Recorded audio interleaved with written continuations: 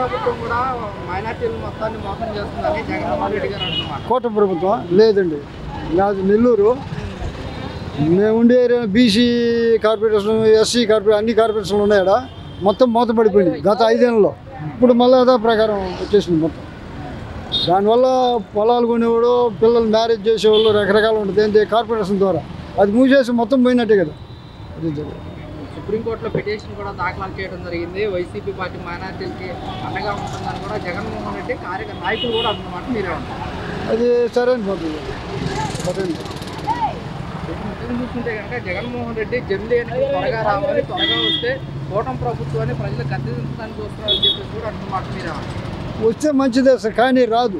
ఇప్పుడు ప్రజల్లో మనం ప్రజల్లో తిరుగుతూ ఉంటాం కదా, రాదు. కాకపోతే ఒకటి సార్, దూరం మాట్లాడకూడదు. మాజీ సీఎం అయినా ఆడికి పోయిన తర్వాత ప్రజలు మూర్ఖంగానో తెలియగానో జై సీఎం అంటే ఆయన పిలిచి చెప్పాలి వాళ్ళకి. అరే నాయన ఇప్పుడు సీఎం కాదు ఎమ్మెల్యే, మీరు అటు మాట్లాడు తగదు అని ఒక మాట చెప్పాలి ఆయన. అది ఎవరికి సిద్ధించడం వల్ల ఇప్పుడు మీరు వచ్చారు మాజీ సీఎం అంటే ఉంటుంది, అది ఆయనకే మంచిది కాదు.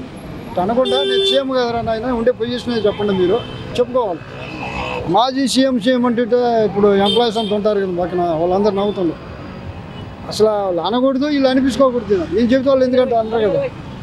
3 ఏళ్ళు కళ్ళు మూసుకుంటే మళ్ళీ వైసీపీదే అధికారము అని చెప్పేసి జగన్మోహన్ రెడ్డి గారు ఇప్పుడు కానీ పెడితేనా 3 ఏళ్ళు కష్టం సార్.